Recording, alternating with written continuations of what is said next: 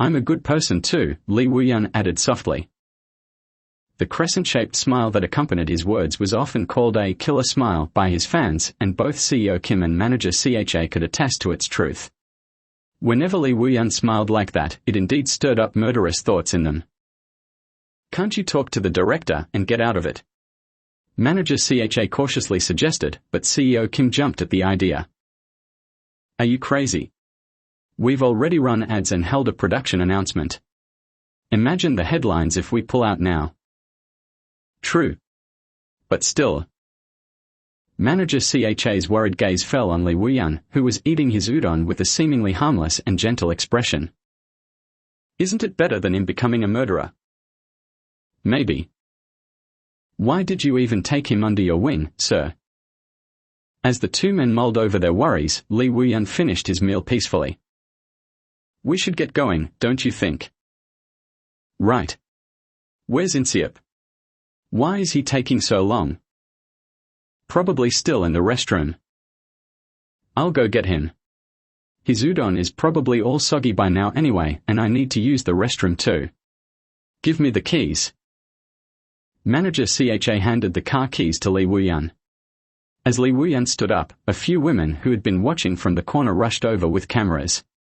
Lee Woo-yeon skillfully navigated through them, politely refusing photos with a smile. Manager CHA let out a deep sigh as he watched. Why did he come? Who knows? Is there something going on with the manager? Maybe he came to kill Inseop. Who knows? Shouldn't you know, sir? If anyone should know, it's you. If I knew what was going on with Lee Woo-yeon, would I be sitting here like this? Give me a break. Can't we just terminate his contract? Plenty of agencies would snatch him up. Manager CHA voiced his real thoughts. CEO Kim, in the middle of eating his udon, shot him a sharp look. I get nervous just looking at him. If I think about all the trouble I went through as his manager. Seriously. It's not like you never talk about it. Manager CHA often reminisced about his struggles with Lee Woo-yeon, especially when drunk. This Lee Woo-yeon effect meant he'd never had to pay for his own drinks while out with CEO Kim. I'm not keeping him because I like it. With the IPO review coming up in 3 months, suddenly terminating his contract would be a disaster. Which makes it even more nerve-wracking. What if he causes a scandal and ruins the IPO? You're betting everything on this, aren't you? Of course I am. The stress had already driven CEO Kim to seek treatment for a bald spot in secret. That's why I'm more careful with Lee Woo-yeon. Sticking him with a rookie manager and calling that careful. Manager CHA grumbled like an old man, and CEO Kim slammed his chopsticks on the table. If you'd take him, that'd be ideal. But you won't, will you? Still dreaming that dream, sir? Would you give up that fantasy if I called a press conference and said we'd both go down together? Fine. I won't mention it again. Sorry. When CEO Kim apologized, Manager CHA nodded, accepting it. Their simple, non-confrontational natures had seen them through many trials over the years. Manager CHA, still squinting, asked, Isn't it risky having Lee Woo-yeon and Kang Young-mo together? He'll manage. He's a sly fox. Despite his earlier words to Lee Woo-yeon, CEO Kim inwardly trusted, or rather, wanted to trust, his facade. Yeah. He's a fox among foxes, given he hasn't been caught yet. Us catching him that day was either a stroke of luck or misfortune. Reflecting on that bloody memory, both men grew somber. They quietly clinked their stainless steel cups and took a drink, wordlessly encouraging each other. Manager CHA voiced a fundamental question again. But why did he come? Really? Why did he come? Lee Woo-yeon was pondering the same question. Why did I come here? Looking around the restroom, Lee Woo-yeon found the answer to his question. The public restroom's musty smell made him grimace. Outside, a few women still lingered, waiting for him. They have no shame. How could anyone wait outside a restroom like that? It seemed women lost their sense of shame when they fell in love. He remembered women waiting for him outside the showers or locker rooms in America, suggesting it wasn't just an East Asian phenomenon. As he shook water off his hands, he recalled the fights that had broken out over him in the locker room. A soft smile played on his lips. He couldn't remember the names or faces of the women who fought, just the crowd's interest in the battle between the school's two queen bees. That was an entertaining scene. Wiping his still damp hands on his mouth, Lee Woo-yeon thought about what his therapist, Dr. Arnold, or was it Dr. Henry, had always told him: don't play with people's emotions. It didn't matter which doctor it was. Since childhood, he had been told repeatedly that people have emotions that must be respected and that he shouldn't toy with them. By the time he was 8, he had accepted these words. After countless therapy sessions, he had resigned himself to the fact that he wouldn't change, a realization he came to one day in the white-walled hospital room. He thought, if I can't understand it, I can at least minimize it. But there were some things he had to admit he couldn't minimize. Like his manager's actions that had brought him here today. Most people's emotions moved within predictable patterns, but Choi In-seop didn't. He was like an anomaly, moving erratically. Lee Woo-yeon found this intriguing. Though he knew his interest would fade once he got used to it, for now, it captured his attention. Just when I was getting bored, something fun comes along. Before stepping out, Lee Woo-yeon put on his sunglasses and hat, then scanned the restroom again. He noticed a thug-looking guy who had been glancing his way nervously. He realized his paths had crossed with his manager. He hesitated, then stopped. He hadn't misheard. Lee Woo-yeon turned back. The thug at the end of the restroom visibly flinched when their eyes met. Without hesitation, Lee Woo-yeon walked to the restroom's end and grabbed the doorknob. Ignoring the thug's attempt to stop him, he kicked the door open. After a few kicks, the doorknob broke. Inside, an all-too-familiar but still unsettling scene unfolded. "What are you doing?" Lee Woo-yeon asked, though anyone with eyes could see what was happening. A filthy man had his pants down, holding Choi In-seop from behind. The thug's dirty hand was covering In-seop's mouth, whose face was streaked with tears. The nervous guy had either been standing guard or waiting his turn, it didn't matter. Lee Woo-yeon was disgusted by the situation. He had encountered such scenes before, and each time, he couldn't help but grimace. This wasn't a situation he wanted to get used to. Even in school in America, not only girls had shown interest in him. Ignoring unwanted advances was easier than closing his eyes. If it didn't harm him, he ignored it to conserve his limited emotional energy. But now, it involved someone who was at least somewhat relevant to him. With a hardened expression, Lee Woo-yeon reached out and grabbed Choi In-seop's shoulder. "You're late." With force, Lee Woo-yeon pulled Choi In-seop away from the man, as if shaking off dirty dust. Without paying any attention to the other man, Woo-yeon continued speaking. "CEO Kim and manager CHA are waiting in the car, so you should go first." Choi In-seop, unable to breathe properly, tried to say something with his pale lips, looking pitifully distressed. "We'll talk later." In fact, Lee Woo-yeon didn't want to hear any explanations. What mattered to him was getting out of this unpleasant situation. "Go wait in the car." The fact that Choi In-seop still tried to explain something irritated Woo-yeon. He tightened his grip on In-seop's shoulder and whispered in a low voice. "I'm not curious about this situation.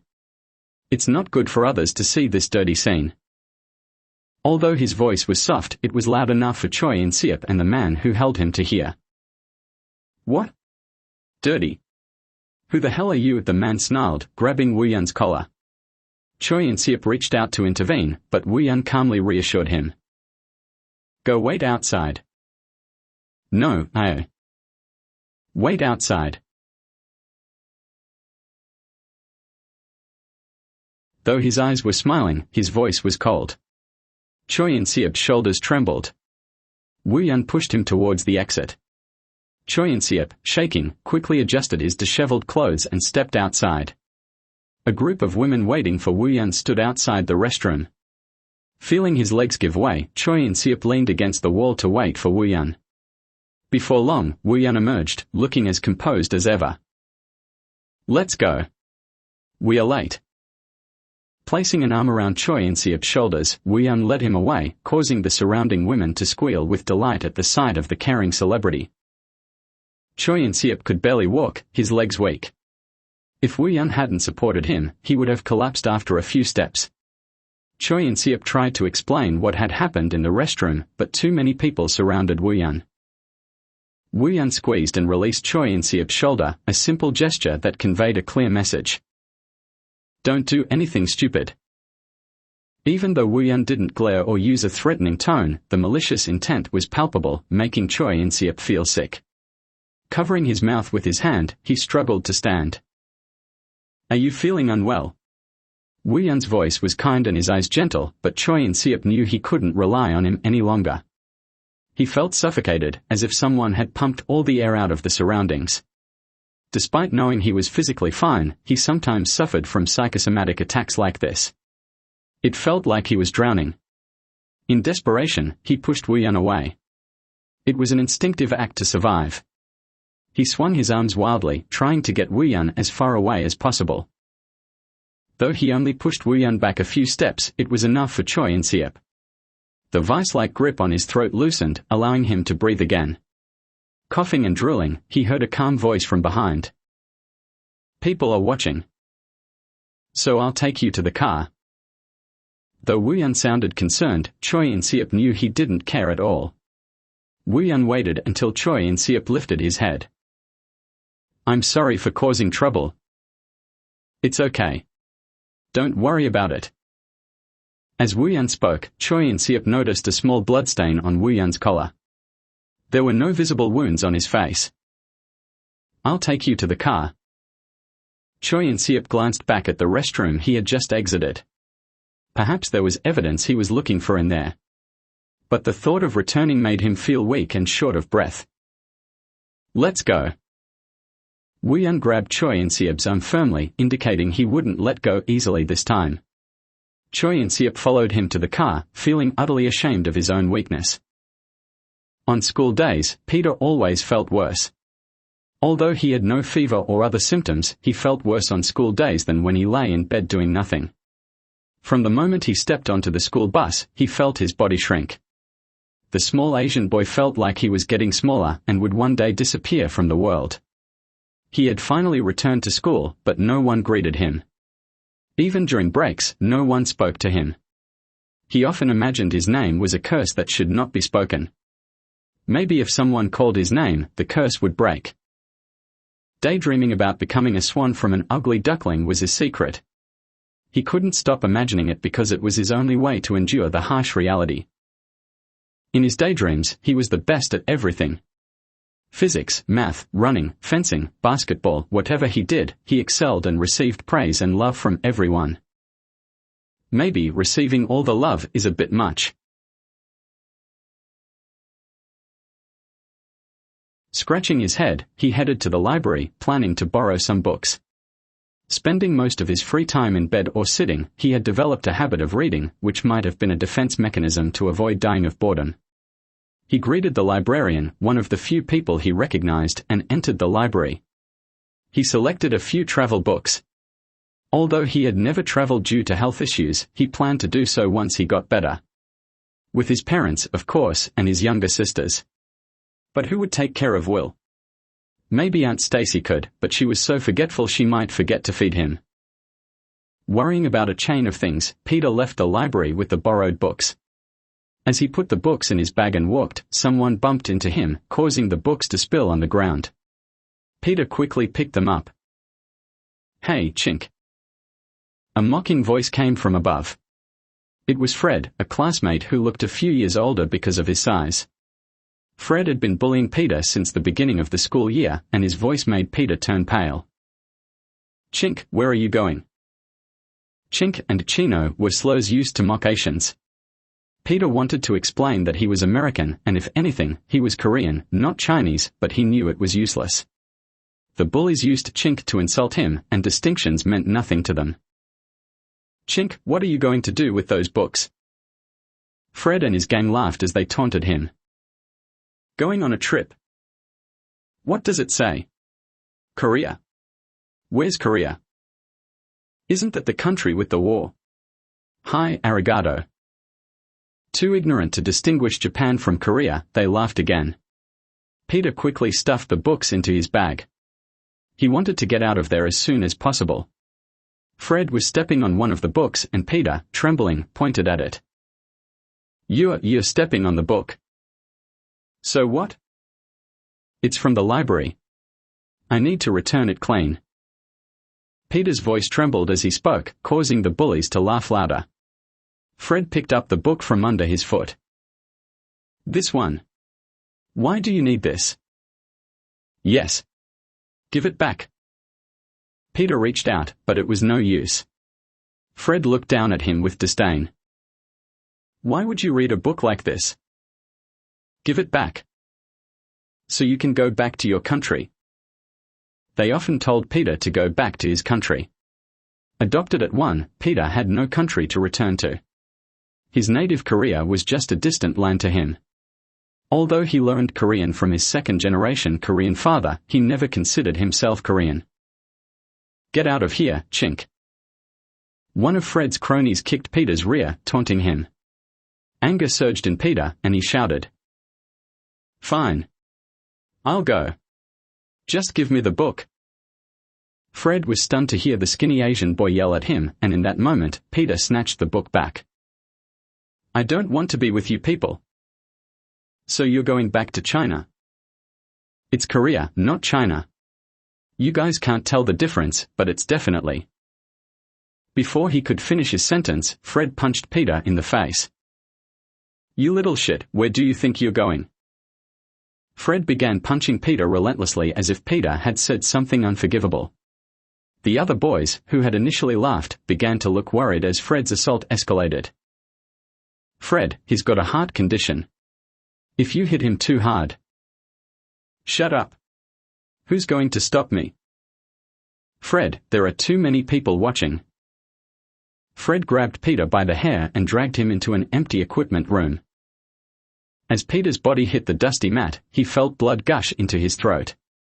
Fred's friends, knowing his temper, had only made a token effort to stop him and did not follow them inside. Fred locked the door behind him. Where do you think you're going? She asked, where do you think you're going? Fred slapped Peter's face hard, splattering blood from Peter's mouth onto the mat. Peter couldn't understand why Fred bullied him relentlessly despite Peter having done nothing wrong. Nowhere.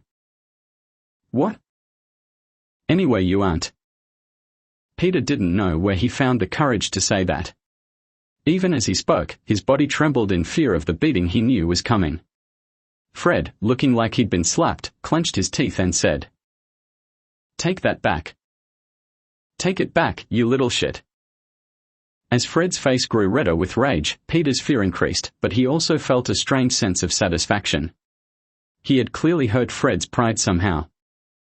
Take it back. Fred screamed, sounding like a pig being slaughtered.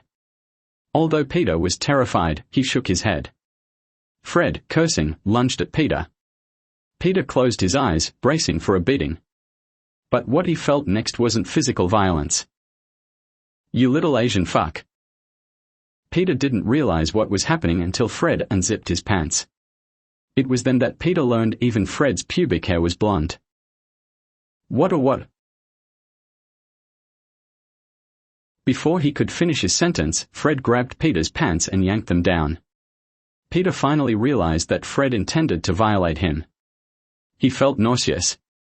Desperately, he flailed his arms, but he was no match for Fred, who was twice his size. Stay still, damn it. Stay still. An excited Fred pinned Peter's arms to the floor. Peter, nose bleeding profusely, shook his head and screamed for Fred to stop, to leave him alone. In response, Fred clamped a hand over Peter's mouth, cutting off his air supply. Peter struggled to breathe, but the lack of oxygen made him feel faint. Even in his dazed state, he felt disgusted by Fred's touch. Then, suddenly, Fred's heavy body slumped over him with a thud. Are you okay? It was a trembling voice. A chubby girl with poorly braided blonde hair stood holding a flat trophy. Her face was smudged with sweat and dust. Peter later learned that she had also been locked in the equipment room for over 2 hours by other girls who bullied her. "Can you stand?" She extended a hand, larger and more comforting than Peter's. Peter took her hand. That was how he met Jenny. In the restroom, Choi In-seop washed his hands with cold water out of habit. The cold numbed his fingers, sharpening his mind. Looking at himself in the mirror, he muttered, "Get a grip. Do your best. Endure, even if it's tough. You can do it." He repeated all the motivational phrases he had read in self-help books while continuing to wash his hands obsessively. He was so absorbed in washing his hands that he didn't notice someone approaching him. A scruffy man said something to him, but In-seop couldn't understand. When he looked up, he saw the man was asking for a lighter. In-seop said he didn't smoke, but the man kept repeating his request. The man's awkward speech made In-seop think he might be a Korean Chinese. When In-seop first came to Korea, he didn't know what being a Korean Chinese meant, but he had to look it up after some Koreans asked him if he was one, due to his odd speech. In-seop pretended to search his pockets to show he had nothing. At that moment, another man grabbed In-seop from behind, covering his mouth with a hand. Overwhelmed by the disgust and panic, In-seop struggled, but he couldn't overpower the two men. They dragged him to a restroom stall, where one began to pull down his pants and touch him inappropriately. In-seop, unable to scream with his mouth covered, wanted to call out for Jenny. But he knew calling her name wouldn't bring her to save him. Tears streamed down his face as he silently begged for help from anyone. Then the restroom door opened and someone walked in. Seeing who it was, In-seop's mind went blank. "Are you having a nightmare? You seem to be having a bad dream. Are you okay? Is In-seop really unwell? Should we turn back now? Don't be ridiculous. We are only 30 minutes from the cottage." Hearing the voices of CEO Kim and manager CHA, In-seop realized where he was. Choi In-seop, a 24-year-old Korean man pretending to be 26. Manager of Lee Woo-yeon. Currently on a trip to somewhere in Gangwon province. It was all just a dream. He blinked a few times, feeling the tears that had pulled and his eyes roll down his cheeks. Quickly wiping them away with his hand, he looked at Lee Woo-yeon sitting next to him. Woo-yeon, who had been reading a script, turned to him and asked if he still felt unwell. The kind voice made the events before they got into the car feel like a lie. For a brief moment, In-seop sensed Woo-yeon's cold side. It wasn't an illusion. Inside the restroom and even outside, Woo-yeon had treated him with a chilling demeanor. "Drink some water." Woo-yeon handed him a bottle of water. As In-seop took it, he kept glancing at Woo-yeon's profile. "Did In-seop drool on your shoulder while he was sleeping? Did you wipe it off?" At CEO Kim's teasing, In-seop's face turned bright red. I'm sorry." Fumbling through his pockets, he pulled out a handkerchief and anxiously searched Woo-yeon's shoulder for any drool marks. CEO Kim is joking. "What? Joking?" "Yeah, joking." "Right, just joking." Lee Woo-yeon wouldn't let anyone drool on his shoulder and get away with OA. Manager CHA subtly nudged CEO Kim's side with his fingers, stopping him from saying anything unnecessary. Lee Woo-yeon smiled and pulled out a pen to write something on the back of his script. "I haven't told anyone about what happened earlier." "That's okay, right?" In-seop nodded slightly. He didn't want to talk about it.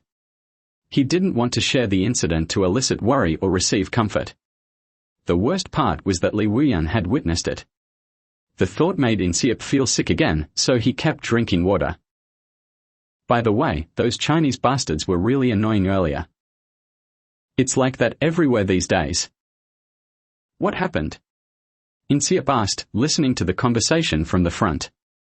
He had fallen into a deep sleep as soon as he got in the car, feeling unwell.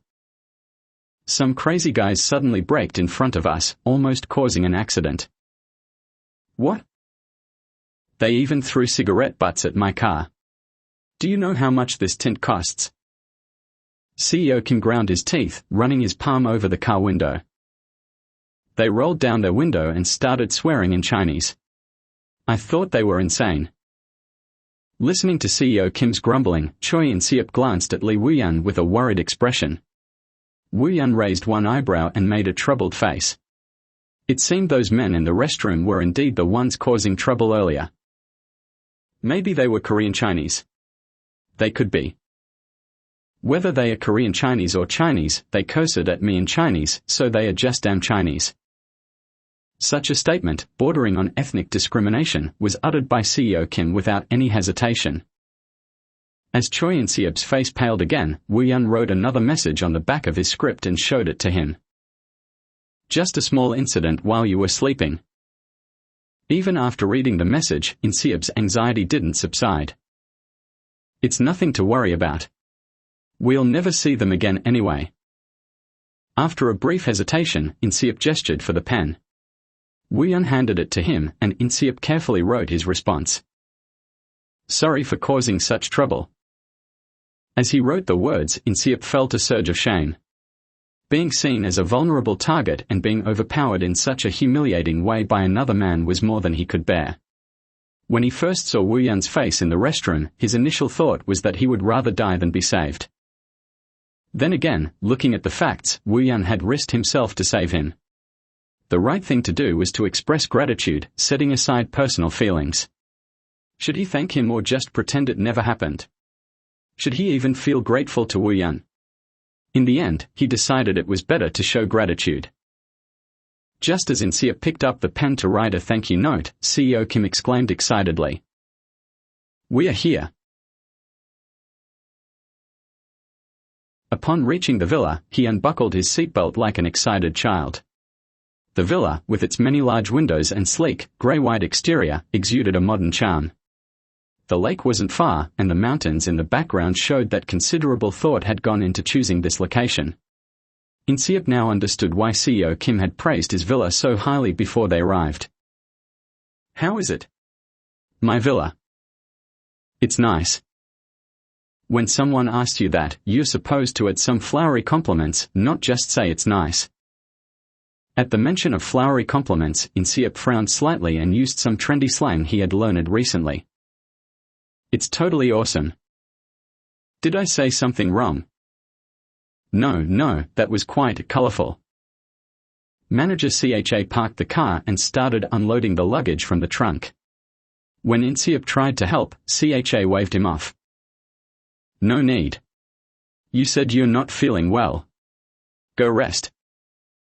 How do you get such severe motion sickness? You still look pale. Lee Woo-yeon had attributed In-seop's poor condition to car sickness, telling everyone that was why he looked so bad. Now, when In-seop tried to help with the luggage, Woo-yeon gently pushed him back. Just go and rest. In-seop couldn't argue with Woo-yeon's soft command. Even though he knew it was meant as a kind gesture, every word from Woo-yeon felt heavy and significant. The incident in the restroom made him feel like he had handed Woo-yeon a weapon against him, rather than receiving help. Come here, In-seop. Look at this view. Isn't it amazing? CEO Kim, still excited, pointed out the view of the lake as if it were his own property. The professional and stylish CEO from the office seemed completely different now. Despite not wanting to, In-seop found himself noticing the good qualities of those around him. Manager CHA clicked his tongue at CEO Kim's boasting and carried the luggage into the villa. Lee Woo-yeon followed with the remaining luggage. The caretaker did a great job preparing the place. Of course. I made sure to call a few days in advance. The interior was just as impressive, with wooden floors and walls. In-seop changed into the slippers provided and looked around in awe. In-seop, sit down and rest. CEO Kim pointed to a sofa. In-seop sat down cautiously and looked around in a daze. How do you like it? Comfortable? Yes, it's very nice. When I was building this place, I spent a month living in Gangwon-do. You have to keep an eye on the construction workers, or they'll take forever to finish. It was really tough back then. There was so much work to do, and CEO Kim was obsessed with the villa and never came to the office. Manager CHA sighed, reminiscing about the past. But I handled all the paperwork, right? You just approved everything. I did all the reviewing and stamping. I gave you a bonus. Yeah, a measly little bonus. As they bickered like old friends, Inseop commented. You two seemed very close. Close? I just kept him around out of pity when he was a snot-nosed road manager. Ha ha. CEO Kim, if I tell the staff about your wild days, no one will listen to you anymore. Hey, cut it out, CHA. Why bring up old stories? Who would listen to a snot-nosed kid anyway? Why so serious? Laughing, Manager CHA patted Inseop on the shoulder and continued. You should always have a few secrets about the celebrities you manage. They'll become valuable someday. Lee Woo-yeon, who was inspecting the house, laughed and put his hands on his hips. Haha, are you telling Inseop to dig up dirt on me, Manager CHA? No, I mean. What dirt do I have? Lee Woo-yeon winked playfully. But the other three froze, their faces turning pale. I mean, on other celebrities. Inseop, I meant other celebrities. Woo-yeon has no dirt. None at all. Manager CHA stammered, trying to clarify. I have no intention of managing other celebrities. What? Realizing he had spoken his true feelings without thinking, Inseop quickly bowed his head. Lee Woo-yeon laughed cheerfully. Should we make Inseop the president of my fan club? CEO Kim joked, causing Inseop to blush deeply and shake his head. Enjoying Inseop's reaction, Lee Woo-yeon stretched and said, I'm going to take a shower. Upstairs. CEO Kim pointed to the stairs and Lee Woo-yeon ascended them as if it were his own home. As soon as he disappeared, the other two men sat next to Inseop. Inseop, did anything happen earlier? What do you mean? With those Korean Chinese or Chinese guys? Did something happen between them and Lee Woo-yeon? What? In the car, Lee Woo-yeon had promised not to mention anything to the others. Feeling his blood drain, Inseop took a slow, deep breath. Nothing happened. Lying was always hard for him, but he had no choice. He didn't want anyone to know about the horrible incident. Really? It seemed like there was some kind of trouble. CEO Kim's comment was echoed by Manager CHA, who was unpacking. Right? There was definitely something. Otherwise, Woo-yeon wouldn't have just thrown that. Haha, there's some dust here. Manager CHA suddenly bent down to pretend to wipe off some dust, cutting off his words. Choi In-seop turned to see CEO Kim glaring, but then his expression softened. Did something happen while I was asleep? No, it's just those damn Chinese guys suddenly picked a fight, so I asked. Don't worry about it. Despite his words, CEO Kim was clearly worried. When some lunatic suddenly braked in front of them, nearly causing an accident, he cursed them out.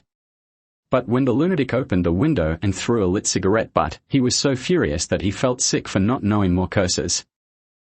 Seeing his newly acquired evoke being spit on and flicked off with a middle finger while being cursed at in Chinese, CEO Kim was on the verge of collapse. Just as he was about to point and curse back, Woo-yeon, who had been quietly reading his script, reached behind and grabbed something. Without a word, he opened the window and threw a wrench. It happened so fast there was no time to stop him. Seeing the wrench smash into the windshield of the car ahead, CEO Kim was shocked and yelled, asking if Woo-yeon had lost his mind. They could have had a serious accident. But Woo-yeon gestured for silence and sat back down, resuming his script reading as if nothing had happened. This small incident, which occurred while In-seop was slumped in his seat, shows a glimpse of the real Woo-yeon, especially in front of CEO Kim and Manager CHA. Oh, Woo-yeon forgot this. Manager CHA, sorting the luggage, pulled out a bottle of shampoo. In-seop knew that Woo-yeon only used a specific brand of shampoo. Could you take this up to him? I need to go grocery shopping. Yes, sir. In-seop took the shampoo and stood up. Hey, let's go together. We need to buy beer and soju. I brought the whiskey. As CEO Kim followed Manager CHA out the door, In-seop thought about his and Woo-yeon's relationship, feeling a bit bitter. Upstairs, he found the bathroom easily, hearing the sound of running water. Just as he raised his hand to knock, the door suddenly opened. Oh. Wu Yun looked surprised. In-seop quickly held out the shampoo. Thank you. I was just about to go get it. With only a towel around his waist, Wu Yun smiled and took the shampoo. In-seop averted his eyes and spoke calmly. Enjoy your shower. As the door closed, he heard Wu Yun's laughter. In-seop wondered if he had said something silly as he descended the stairs. Not long after, Wu Yun, freshly showered, came down, drying his hair with a towel. In his casual white t-shirt and track pants, he looked like a walking commercial. In-seop finally understood what it meant to say someone's daily life was a CF. Where did the others go? Grocery shopping. Really? Wu Yun sat on the sofa, leaned back, and picked up his script. The proximity, along with the scent of his shampoo, made In-seop anxious. Even a slight movement would make their shoulders touch.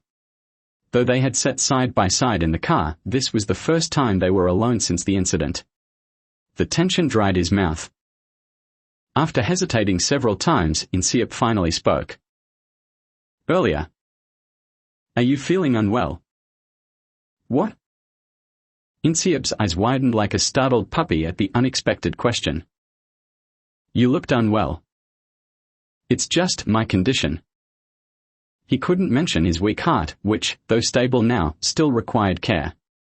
Instead, he quietly added that he wasn't feeling well. Wu Yun lit a cigarette from the pack on the table. In-seop was surprised. According to his information, Wu Yun didn't smoke. Cigarettes. Sometimes, I need to smoke for my roles. I smoke occasionally. Seeing Wu Yun smoking while reading his script felt strange to In-seop. He stared blankly at Wu Yun's profile as he smoked, coughing slightly at the cigarette smoke. Do you hate cigarette smoke? Sorry. And no. Wu Yun got up and opened a window. His broad shoulders made In-seop involuntarily think of one word, quarterback.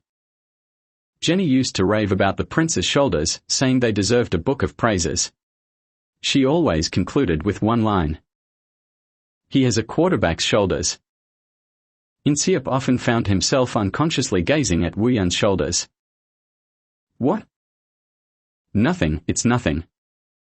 I used to avoid smoking because of sports. Wu Yun exhaled smoke and smiled faintly, lost in thought. Curious about what he was thinking, In-seop asked, what sports did you play? The question was tinged with malice, a petty desire to scratch the surface of Wu Yun's seemingly perfect exterior. Wu Yun was slightly taken aback by his usually reserved manager's question. This and that. Just like everyone else. Brushing it off, Wu Yun stubbed out the cigarette. He reached out and gently touched In-seop's cheek. Rest a bit. You were probably really scared earlier. In-seop's body tensed, but Wu Yun didn't withdraw his hand. He even touched In-seop's forehead, noticing how pale he looked. You have a bit of a fever. I'm fine. Forget about that unpleasant incident. Think of it as getting bitten by a mad dog. At Wu Yun's words, In-seop, looking like he might collapse, nodded. Wu Yun remembered what he had been taught as a child about respecting others' feelings, a lesson he often struggled with. From a young age, Wu Yun was different. His parents thought he was a well-mannered child who knew how to control his emotions. In reality, he simply lacked many emotions to control. He learned societal norms rather than understanding them emotionally. He didn't lack emotions completely but found joy in unusual ways. He enjoyed seeing others troubled, sad, in pain, or suffering. Though he learned to follow societal norms, the urge to break them sometimes surfaced. What? Are you feeling unwell? Wu Yun bent closer, and In-seop nearly fainted. It's just my stomach. Watching his manager struggle to speak, Wu Yun stifled a laugh. It was amusing how someone who clearly disliked him stayed so close. Tears didn't fall, but the expression on In-seop's face was almost the same as when he was attacked by that pervert in the restroom. Thinking of the earlier incident, Wu Yun frowned slightly. The thought of a man doing that to another man disgusted him. Though it was ironic for someone like him to talk about standards. He had no desire to witness such a scene again. Get some rest, Wu Yun said as he stepped back. Choi and Siep nodded, clutching at his clothes. Wu Yun picked up the script and walked away. An outdoor barbecue party. This is quite the luxury, CEO Kim said, leaning back and laughing heartily. Manager CHA, who was grilling the meat, smirked in agreement. It's only a luxury for you because I'm the one grilling. I'll do it, Insiep, who had been fidgeting nervously, quickly volunteered. But Manager CHA shook his head. No, Insiep. After seeing your grilling skills earlier, it's better if I handle it. CHA is the best at grilling meat. I'm really curious about the true purpose of bringing me here, Manager CHA joked, but his hands didn't stop working.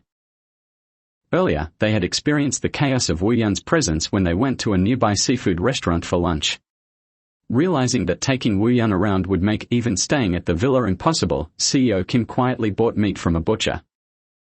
Thus, their evening turned into a barbecue party in front of the villa. CHA, you owe me for life. You lost our last fishing bet, CEO Kim teased. That's because you cheated. Stop blaming everything on cheating. I went to the bathroom and when I came back, my fishing rod had been moved. Who else but you would touch it? Manager CHA looked genuinely aggrieved as he grabbed Insiep's shoulder and began to give serious advice. The key to successful fishing today is keeping an eye on whether he touches your rod or not. Got it? Haha, yes, got it. Good. What should I call you? Insiep. It's catchy. Should I call you Siep? Insiep was too flustered to respond. Having a nickname made things more complicated. He planned to stay under the radar and disappear quietly, but everything seemed to be going off track.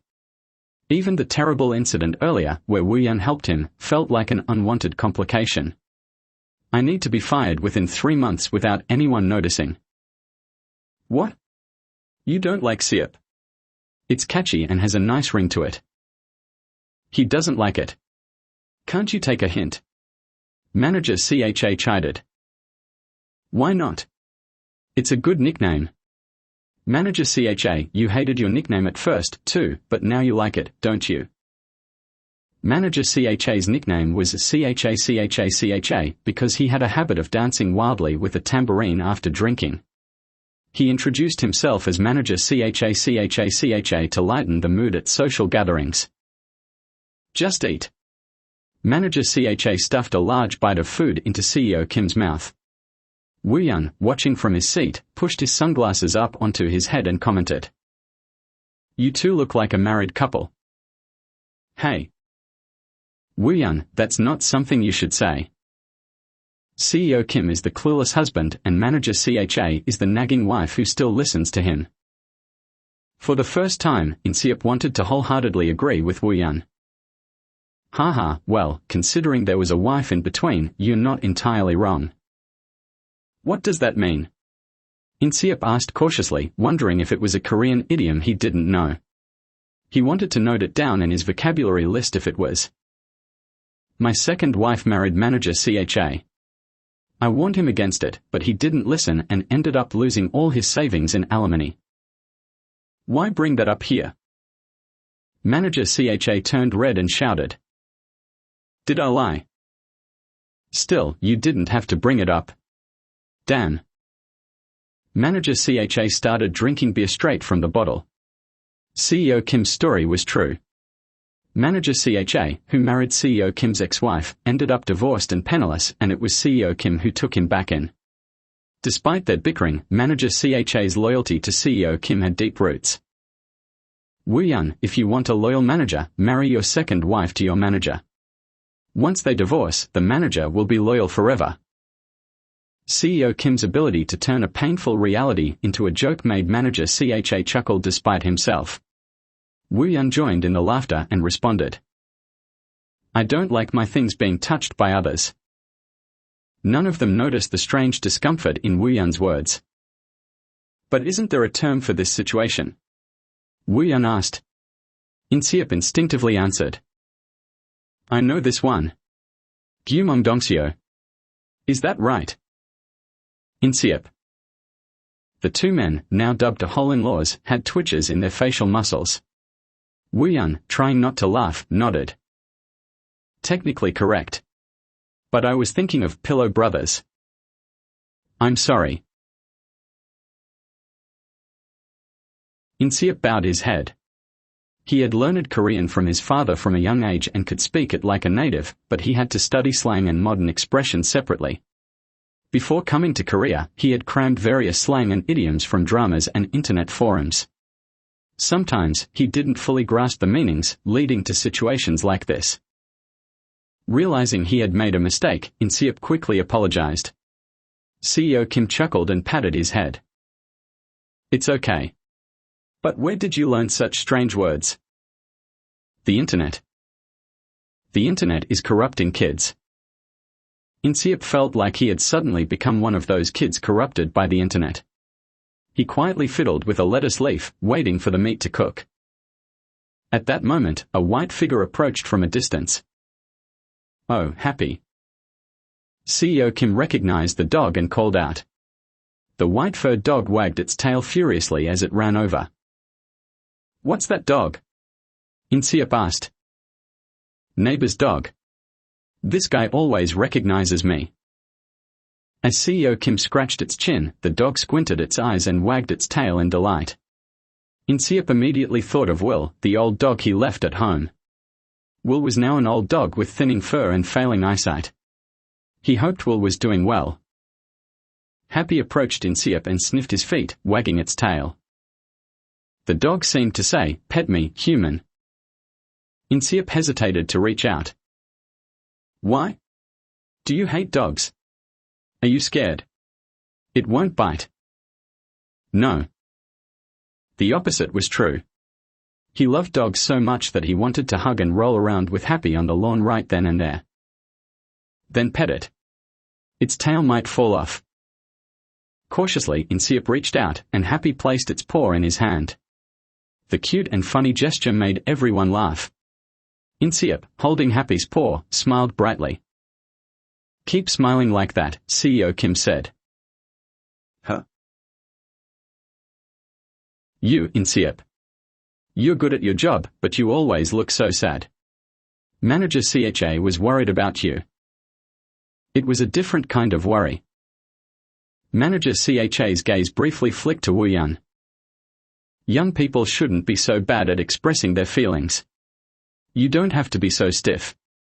We're not bad people. Well, not all good, either. Including Wu Yun in the category of good people felt like a crime, so CEO Kim quickly corrected himself. Thank you for your concern, Choi Inseop said, his voice steady but his heart heavy. See? That's the way. Just smile like you did for the dog, okay?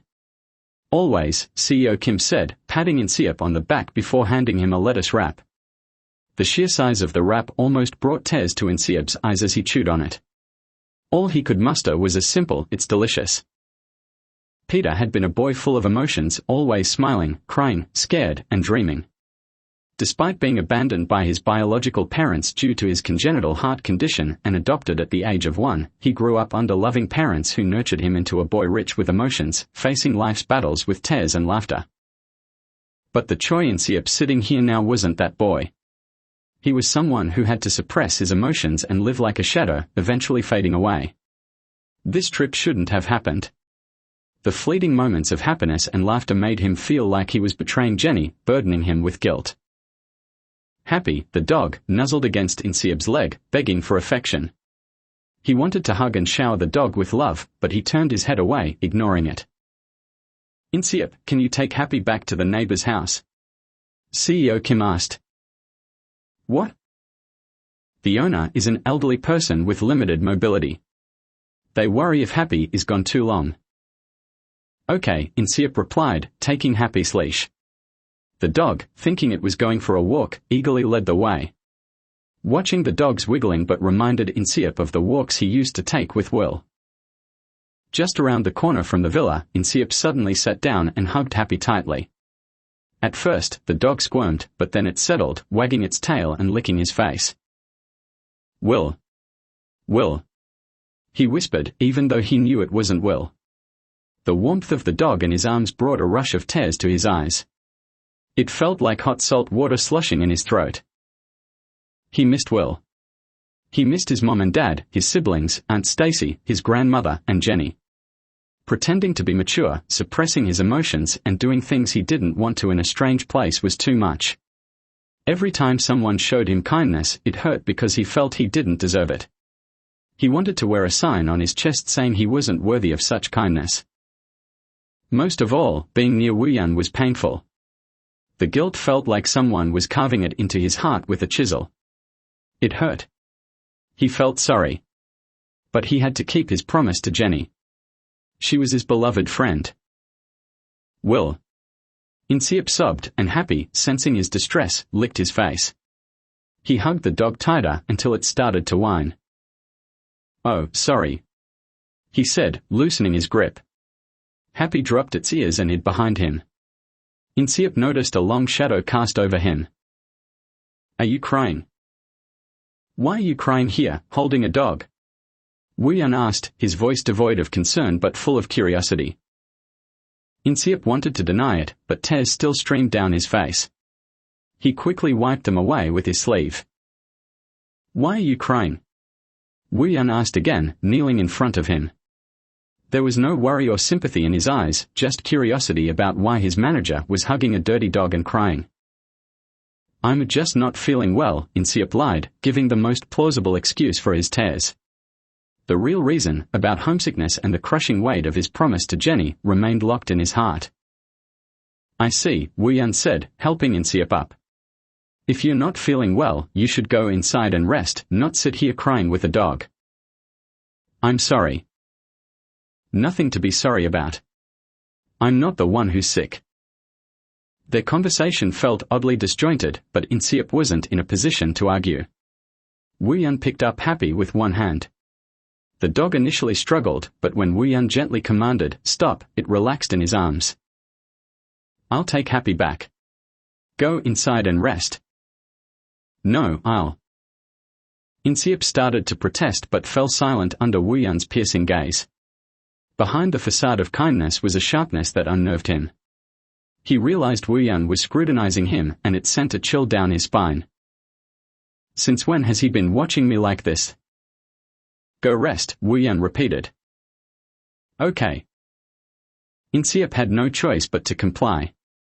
He watched Wuyuan walk away with the dog, feeling a sigh of relief escape his lips. As he looked at the crescent moon hanging at the edge of the tree line, he silently prayed for the long day to end quickly. I'm sorry for the trouble I've caused, Inseop said, apologizing once more. Don't be. We should be the ones apologizing. We dragged you here without knowing you were so unwell. No, it's my fault for coming along. I'm sorry. Because Wuyuan had seen him crying and hugging Happy, Inseop had to keep pretending he wasn't feeling well.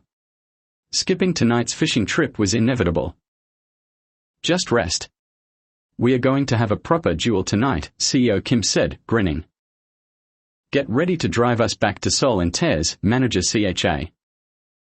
Can you drive while crying, Manager CHA? I'm worried. Watching the two bicker at the door, Wuyuan waved them off. Aren't you coming, Wuyuan? CEO Kim asked. It's cold. I might catch a cold. You never get sick. You never know what might happen. If I get sick, I might burden others. Knowing Wuyuan's monstrous stamina, CEO Kim forced a smile. Okay, take care of yourself. Don't worry about us. We'll be fine, Wuyuan reassured. Despite his words, CEO Kim left feeling more worried than before. As the door closed and silence fell, Wuyuan turned to Inseop. Get some sleep. Wuyuan left the room first and Inseop, relieved, lay on the bed. He knew sleep wouldn't come easily. He lay there, staring at the ceiling, letting his mind wander. When sleep eluded him, Inseop would often lose himself in daydreams.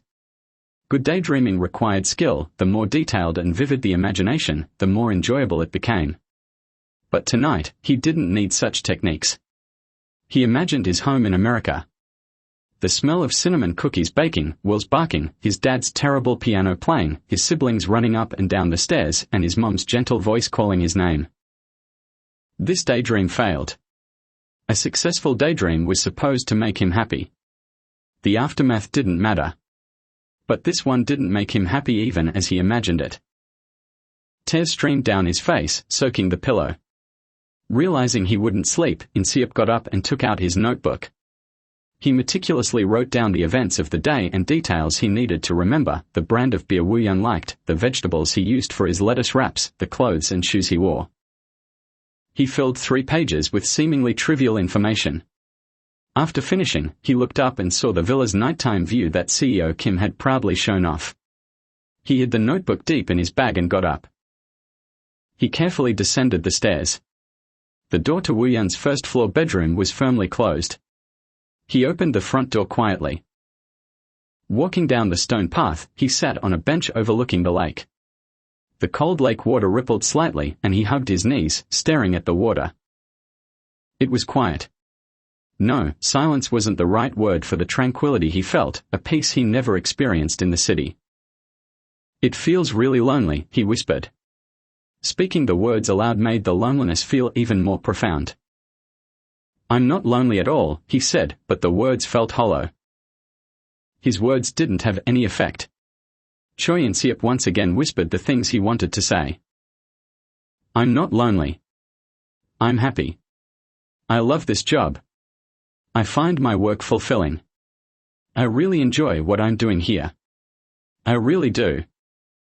Suddenly, a large blanket wrapped around him. "What do you enjoy so much?